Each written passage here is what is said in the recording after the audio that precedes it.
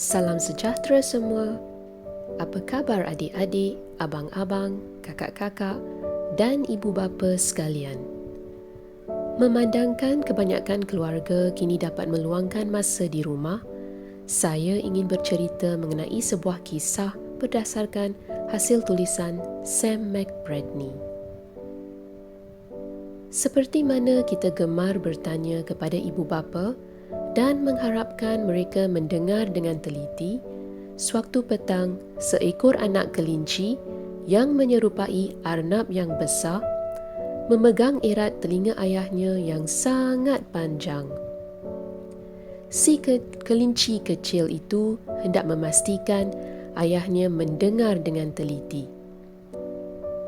"Ayah, cuba teka berapa saya sayangkan ayah." Kelinci kecil bertanya kepada ayahnya. Ayah rasa ayah tidak dapat meneka jawapan itu nak," kata ayah kelinci. "Adakah kamu tahu, kelinci adalah sejenis haiwan yang serupa dengan arnab, tetapi terdapat beberapa perbezaan utama. Kelinci mempunyai telinga yang lebih panjang yang boleh mencapai sehingga 11 sentimeter. Si kelinci kecil cuba menunjukkan kepada ayahnya betapa dia sayangkan ayahnya. Jadi dia menghulurkan tangan kecilnya selebar yang boleh lalu berkata, "Sebanyak ini, ayah." Ayah kelinci memandang anak kecilnya dan terus menghulurkan tangannya yang panjang lalu berkata, "Tapi ayah sayangkan kamu sebanyak ini." "Oh, banyaknya," fikir si kelinci kecil. Ketika kita meluangkan masa di rumah, kita harus bersyukur dan mengingati mereka yang tidak dapat berada bersama keluarga mereka.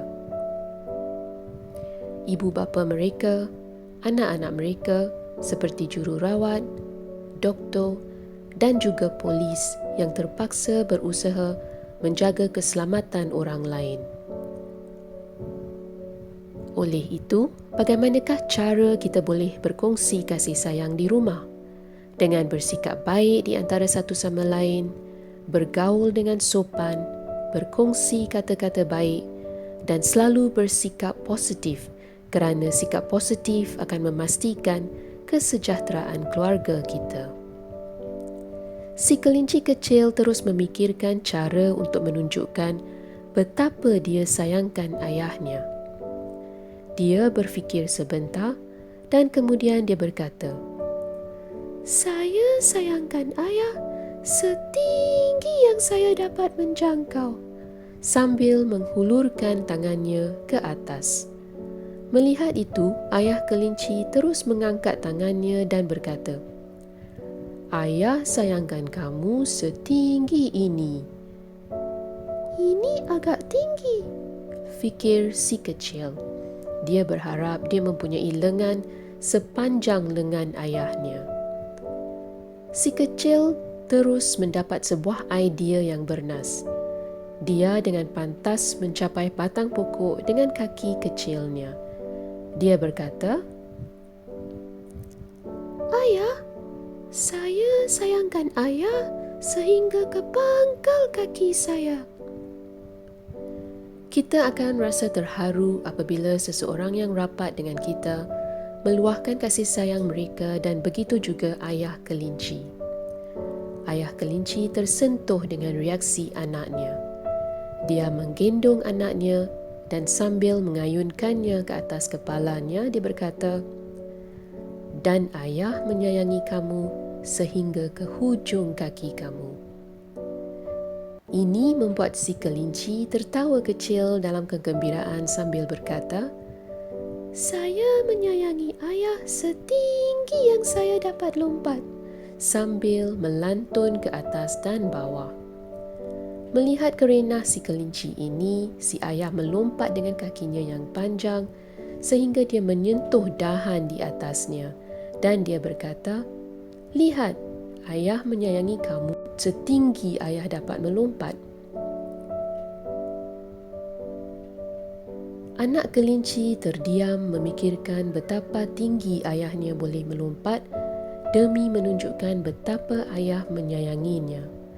Tetapi kali ini kelinci kecil sudah terlalu mengantuk untuk berfikir lagi. Dia melihat jauh ke langit malam yang gelap. Tiada apa yang lebih jauh dari langit, fikirnya. Saya menyayangi ayah hingga ke bulan, katanya sambil memejamkan mata. Itu sangat jauh, kata ayahnya. Ayah memegang si kecil dengan erat dalam pelukannya, bersandar dan menciumnya. Selamat malam sayangku, dia berbisik sambil tersenyum.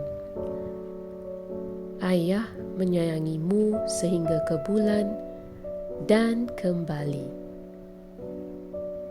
Dalam keadaan yang tidak menentu ini, kita perlu bersyukur kerana dapat berada di rumah bersama keluarga tersayang dan sentiasa ingat bahawa ada seseorang yang menyayangi kita tanpa batasan.